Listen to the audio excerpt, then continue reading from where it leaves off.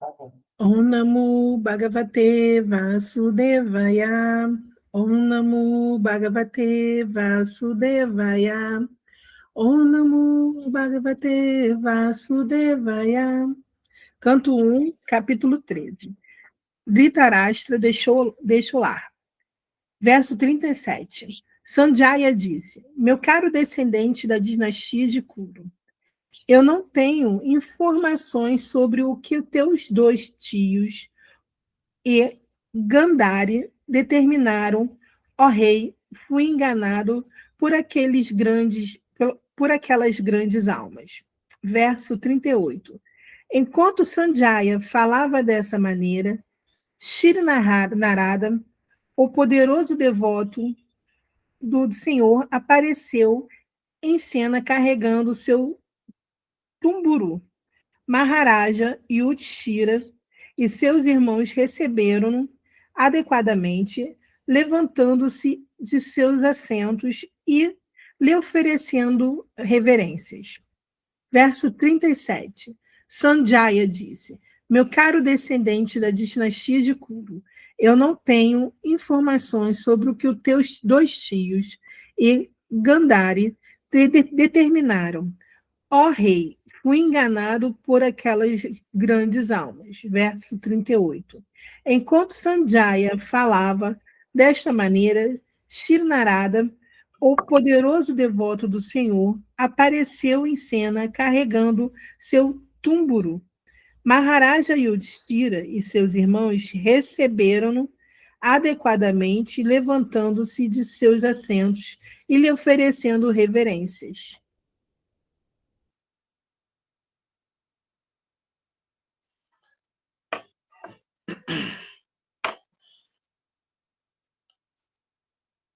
Pode passar para o sânscrito? Eu vou fazer a leitura do sânscrito. Só um minutinho.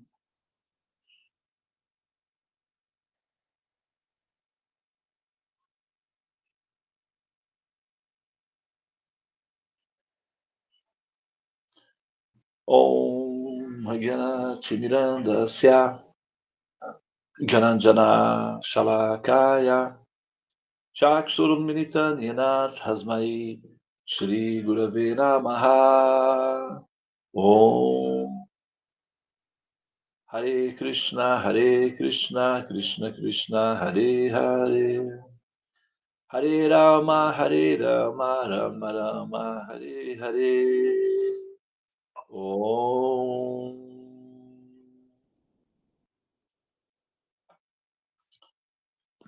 Pode deixar que eu faço por aqui, tá bom? Eu leio por aqui o sânscrito a partir daqui, tá bom? Não precisa compartilhar na tela não, tá?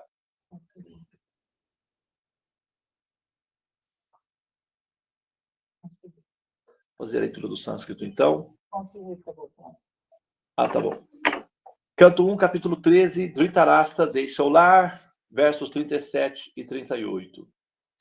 Sanjaya Uvacha Om Naham Veda Vyavasitan Pitro Vakula Nandana Gandharyava Mahabaho Musitosmi Mahatmadbihi Om Ata Jagama Bhagavan Narada Sahatumburu Pratyutaya Bhivadyaha Sanuyu Abhichanyan Muni. Om.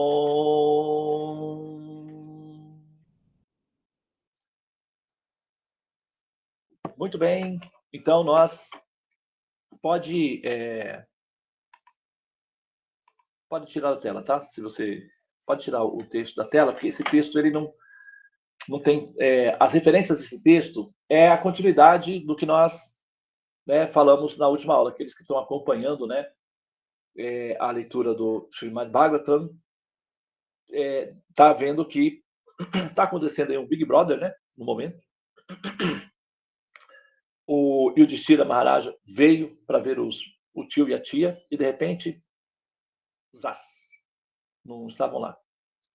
E o rei Yudhishthira questionou o guardião, o acompanhante, como se fosse um mordomo, né? No caso, Sanjaya, e questionou: onde estão meus tios?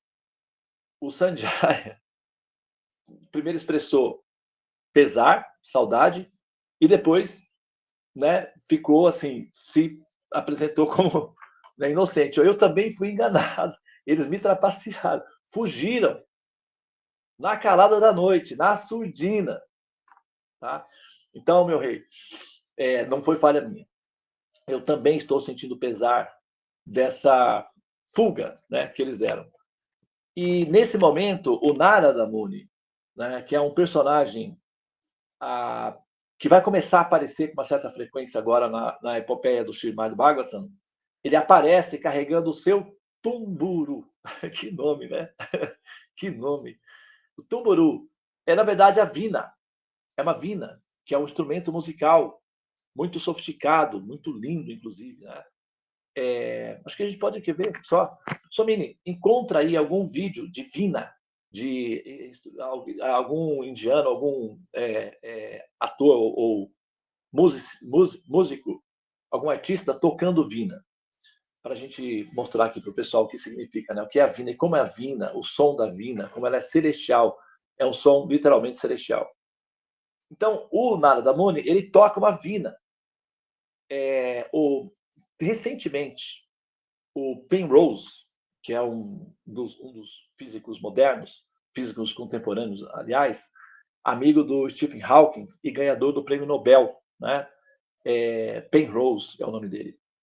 E ele trabalhava junto com o Stephen Hawking nas pesquisas da radiação Hawking, que é a radiação Penrose-Hawking, que é a entropia observada no horizonte de eventos de buracos negros, que dariam aí uma definição de que mais ou menos de datação do universo, né? De quantos anos poderiam haver o universo e a sobreexistências de buracos negros, etc. E esse pensador, o Penrose, recentemente surgiu um vídeo dele aí na internet, de uma palestra dele que eu assisti, ele definindo, né, ou sugerindo, postulando, que, na verdade, a matéria, o que nós chamamos de matéria, né, o que nós entendemos como matéria bariônica, né, o que a gente entende por matéria, nos termos acadêmicos, é o que se chama de matéria bariônica, porque aí a matéria tem as subdivisões, que é a matéria escura, a energia escura, e a matéria propriamente dita, que é a desaceleração da energia, que é o que se chama de massa. Então, a massa é, na verdade, né, a fórmula do professor Einstein, a desaceleração da energia, a concentração de energia no único ponto é o que dá origem à massa. E essa massa, ela é formada por partículas conhecidas como baryons, que é as partículas bariônicas, né? Então, é a matéria bariônica. Então, tudo aquilo que você vê, que toca e tal, que é o que se chama de realidade, é constituído por matéria bariônica, que é formado por um sistema de informação de partículas conhecida como baryons, tá? E aí tem também matéria escura, energia escura, que compõe a maior parte da estrutura da criação. E nós não vemos. Os nossos olhos não enxergam. E só é possível identificar essa estrutura de fundo através de um sistema de criptografia que nós chamamos de matemática. Esse sistema é um aplicativo, né? Matemática é um aplicativo virtual. Ele é um tipo de dimensão a sobreposta, que que interage com a mente, que é um outro tipo de dimensão. A mente é uma dimensão que faz interação com dimensões que nós chamamos de realidade.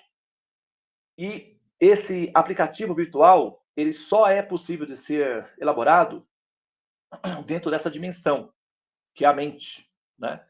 E com esse aplicativo virtual, que é o que nós chamamos de matemática, é que se consegue fazer a verificação de fundo, tá? Desses dados da energia escura, da matéria escura, não tem equipamentos, máquinas que conseguem, microscópio, telescópio, etc., ou laboratoriais, que conseguem identificar a estrutura dessas formações, que é matéria escura, energia escura, etc. Tá? Só se consegue verificar essas realidades com base em cálculos super sofisticados, se for utilizado o aplicativo que é o que nós chamamos de matemática, que é um aplicativo virtual. Tá? Esse Penrose, que é um cientista, ele então define que aquilo que nós chamamos de matéria bariônica, na verdade, é uma sinfonia musical. E essa sinfonia musical, ela é, assim, aí já entra uma outra área da ciência, chamada de teoria de cordas. Tá? Para quem não conhece ou para quem gosta, pesquise sobre as teorias de cordas para vocês entenderem. No canal History Channel tem o físico Brian Adams, se eu não me engano, que tem um documentário muito, muito bem didático e interessante, que conta toda a história da formação, né, inicial da teoria de cordas. E dados científicos de pesquisa, né, no colisor de hadrons têm demonstrado que a teoria de cordas é consistente com a descrição de realidade de fundo. E tudo isso é feito de forma muito matemática, que é abstrato, né? E o Penrose, ele dá essa sugestão de que, em realidade, aquilo que nós chamamos de realidade é a combinação de uma série de ondas que seriam equivalentes a sinfonias musicais, a notas musicais. Então, o título do vídeo é Nós não somos feitos de matérias, somos resultados de sinfonia musical, com base, eventualmente, né, nessa sugestão postulada pela teoria de cordas. A teoria de cordas parte do seguinte princípio, de que na base fundamental de toda a estrutura que nós chamamos de matéria, tem pequenos filamentozinhos. Sabe quando você vai varrer a casa, está cheio de pelinhos de gato, ou então está cheio de poeirinhas, né? Pequenos filamentozinhos? Então, aquilo seria a formação de fundo. O fundo da realidade seria uma infinidade de pequenos fiozinhos, vamos dizer assim. Esses fiozinhos minúsculos, bem minúsculos, eles se entrelaçam entre si e como eles são sobrecarregados de eletromagnetismos, então o contato um do outro gera pequenas vibrações. E essas pequenas vibrações gera uma aberração na estabilidade do vácuo quântico. E essa aberração, ou seja, essa perturbação quântica, gera pequenas partículas que são chamadas partículas virtuais, bem pequenininhas, e aí essas partículas virtuais se misturam entre si e dão origem aos primeiros átomos que se aglomeram, dão origem às moléculas que se aglomeram, dão origem aos corpos e a toda a estrutura que nós chamamos de realidade. Então, se a gente for regredindo, a gente vai chegar lá no fundo, vai encontrar um monte de pelinhos de gatos, né? Um monte de fiozinhos entrelaçados e dando choques, se colidindo e dando choques. Esses pequenos choquezinhos geram perturbações no vácuo quântico que dão origem às primeiras partículas e que e por aí vai, até você ver a coisa linda na sua frente, que é uma flor, um bebê, um cachorro, o sol, um planeta, uma árvore, etc. E seus cabelos coloridos depois de sair do salão e ter deixado lá uma fortuna. Mas vale a pena, porque a satisfação, né, do prazer de experimentar o resultado de toda essa formação, que é a beleza de existir, às vezes custa caro. E as mulheres sabem muito bem disso, mas os homens sabem muito mais, porque são eles que eventualmente pagam a conta no final. Mas eles, é claro, né, são beneficiados imensamente por isso. Mas voltando ao ponto, né, que é o tema do assunto, como esse Narada Muni aparece dentro do contexto, e esse Narada Muni é um personagem, vamos imaginar que fosse mitologia, vamos pensar que seja mitologia, tá? Para a gente conseguir racionalizar e assim, admitir essa possibilidade. O Narada Muni é um personagem, né, mitológico, entre aspas, que aparece dentro da epopeia do Srimad Bhagavatam. Tá? E esse personagem, ele é descrito como o primeiro aparece primeiramente um ser, né, que é uma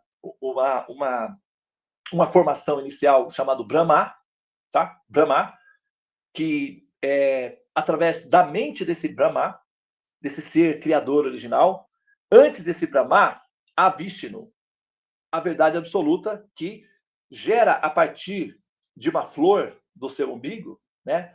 Esse serzinho, esse filhinho unigênito, nascido dele mesmo, chamado Brahma, que vai ser, então, empossado como o criador, o arquiteto do universo, o criador dos multiversos.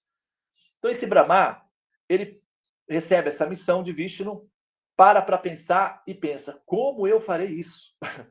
Que eu não faço a menor ideia de como fazer isso. Eu tenho a intuição de que eu preciso criar, dar forma ao vácuo, criar a partir do vácuo. Mas como eu faria isso? E imediatamente, quando ele pensa como eu faria isso, sai da mente dele um ser. E esse ser chama-se Narada Muni. Nara significa ser humano. Da vindo. Muni, um sábio, o primeiro sábio com forma humana vindo desse criador original, Narada. E olha só, que coincidência, olha o que ele tem na mão, um instrumento musical feito de cordas. Que interessante, né? Por quê? Né? Então, é porque se a gente pegar, por exemplo, o conceito de mitologia e analisar a fundamentação teórica por detrás do conceito de mitologia, a gente vai entender uma informação, como o mito, a gente já falou aqui algumas vezes, o mito da cegonha, né? Que descreve uma relação sexual, uma fecundação e uma reprodução humana para crianças até 10 anos de idade, porque a partir daí já não funciona muito, né? Principalmente meninas que são precoces e aprendem mais rápido. Meninos, até os 12 ainda conseguem ficar nessa daí. Mas até 10 anos de idade, a mitologia utilizada para explicar o relacionamento sexual e a reprodução humana para crianças é o mito da cegonha, que é o mito fálico, que descreve de forma lúdica um relacionamento sexual com uma reprodução humana. E por detrás do mito da cegonha, nós temos uma descrição de realidade. Então, mitos, eles não são aleatórios ou irreais. Eles são apenas didáticos. Eles descrevem uma realidade de fundo. Só é que é preciso decodificar a criptografia subjacente ou intrínseca ao mito. E essa linguagem é uma das áreas da pesquisa científica, da etimologia, da filosofia, etc. Tá?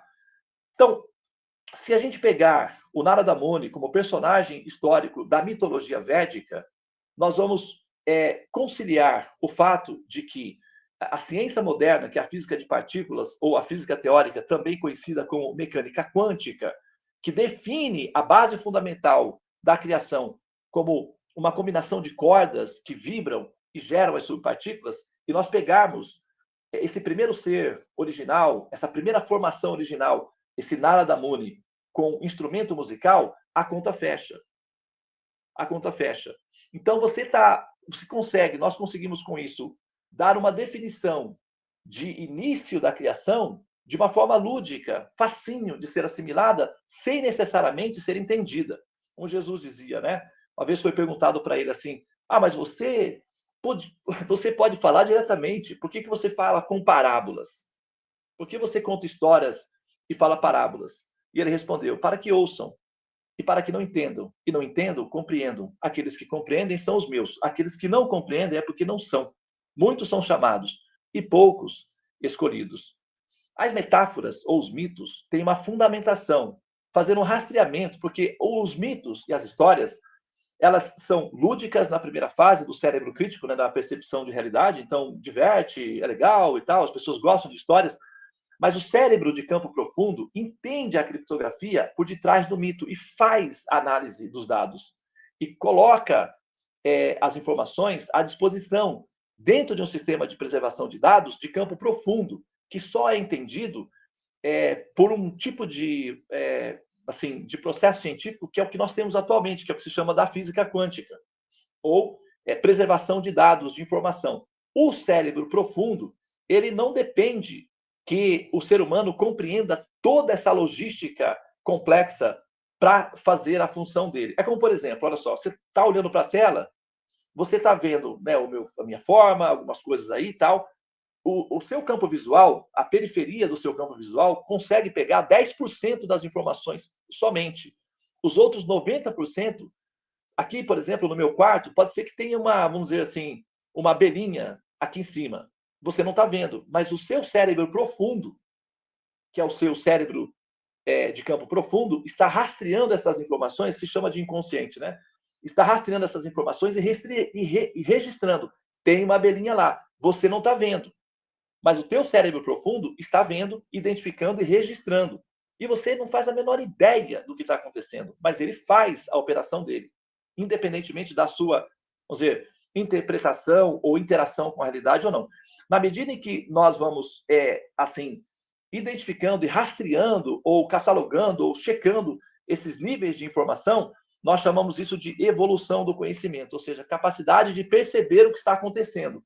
O nosso cérebro não depende dessa lentidão da nossa interação. Ele faz a operação independentemente do nosso acompanhamento ou não, porque ele não pode depender da nossa lentidão, senão ele estava pobrezinho, não conseguia nem fazer o coração bater.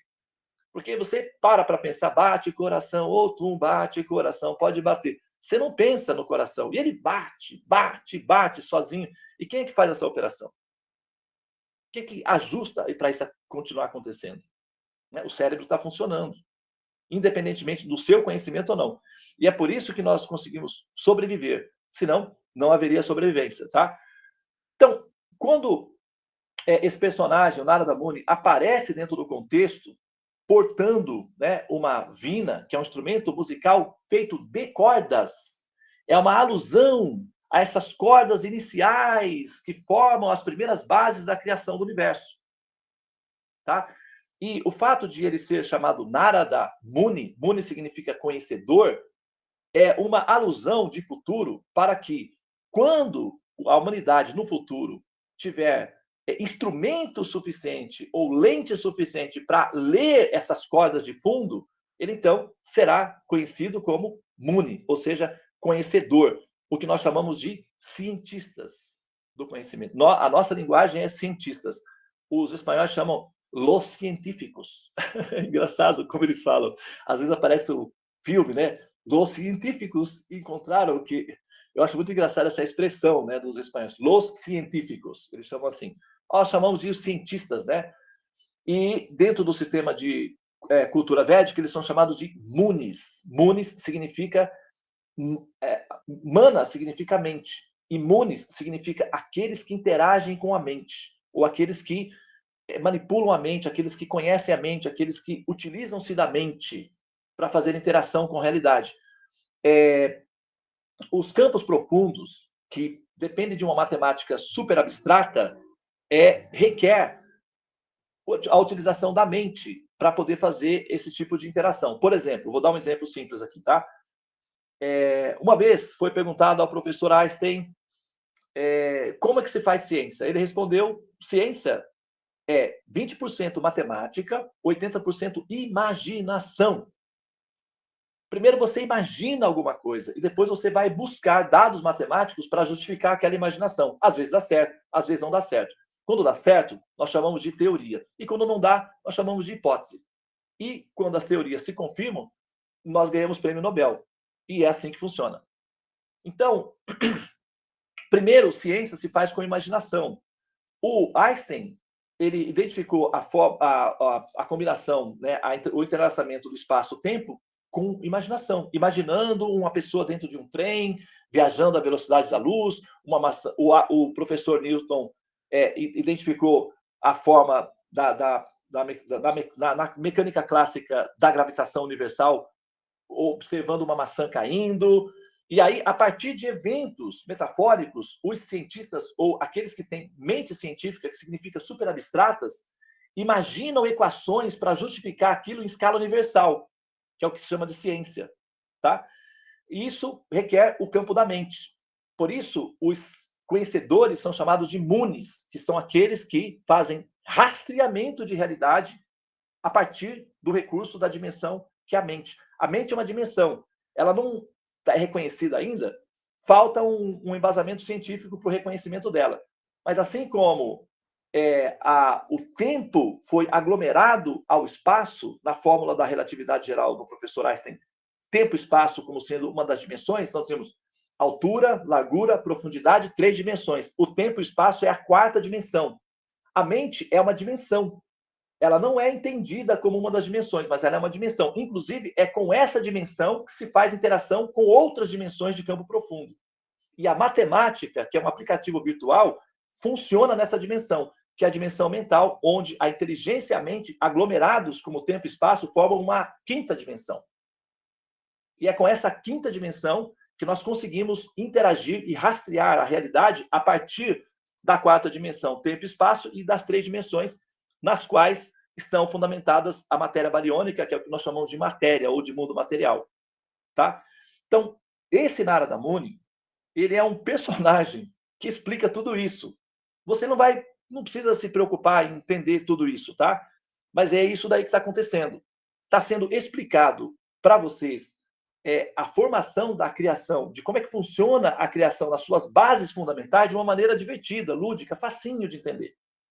Okay? Agora, se você quer entender como um profissional, aí você precisa conhecer as fundamentações das leis da mecânica quântica e também da epistemologia possível a partir da mitologia e conhecer os textos clássicos dos tratados védicos.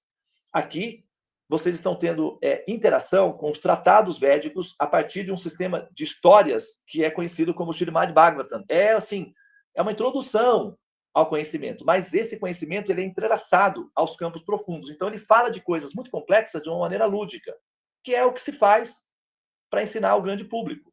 Tá? Agora, caso você queira, né, se aprofundar nessa interação toda, aí então você tem que ir um pouquinho mais adiante, né, interagir conosco, que aí essas informações estão à disposição, tá? No nosso curso, que é o Tratado do Teorema dos Sonhos, para explicar e justificar o porquê que existe tudo isso, né? Porque o Narada Muni aparece no contexto e tal, e ele vai aparecer agora, ele apareceu aí no meio do nada, né? Apareceu o Narada Muni do nada, assim.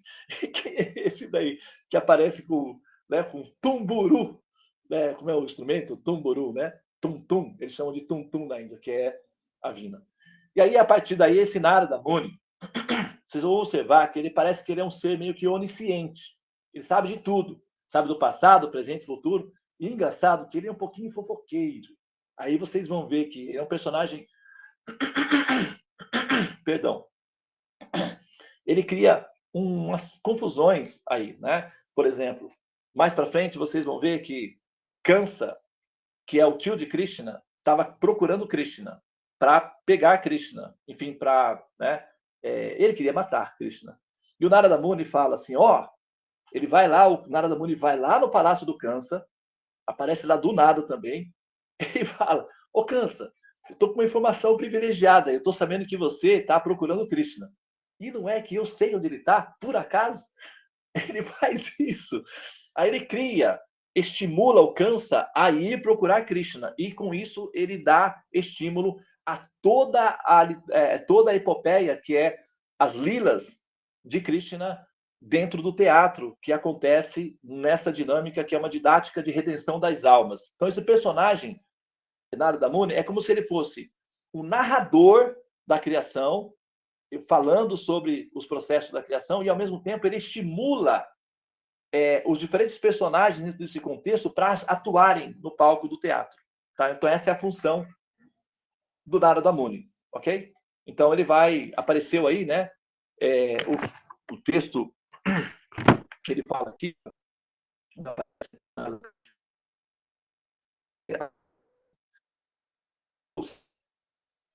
Srinada, o poderoso Senhor, apareceu em cena. Mas como? Da onde? Nunca ele apareceu, né? Surgiu esse Narada apareceu em cena. Carregando o quê? Seu tumburu, que é a sua vina. Perdi aqui. Eu perdi a minha... deixa eu mudar aqui a...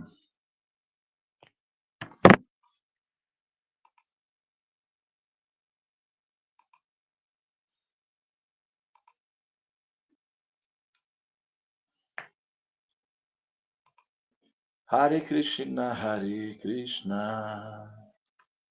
Krishna Krishna Hare Hare, Hare Rama Hare Rama, Rama Rama Hare Hare.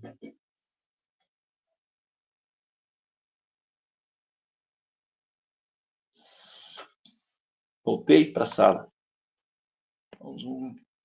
Estamos com um problema com o nosso provedor aqui, viu? A câmera fechou, mas a gente continuou. Deu só um tchazinho, mas continuamos ouvindo. Vocês estão me ouvindo aí? Estamos. Nossa. Bom, a gente está com um problema com o nosso provedor aqui. Eu mudei meu pacote de dados para finalizar aqui, tá, pessoal? Então, olha só, é isso, tá? O Narada Muni aparece com o seu Tomburu. Maharaj Yudhishthira e seus irmãos receberam-no adequadamente, levantando-se de seus assentos e lhe oferecendo reverências. O Maharaj Yudhishthira é o rei, o imperador, tá? Então é como se você fosse na... Será que não compromete, não, a gravação? Não, né?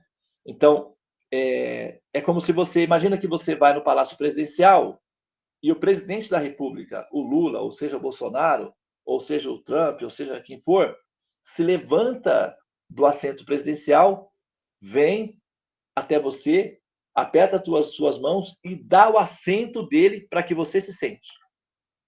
Então, quem seria você dentro desse contexto para merecer esse tratamento? Então, Narada Muni se aproxima, o Maharaja, Maha significa grande. Aqui no Brasil tem uma palavra Marajá.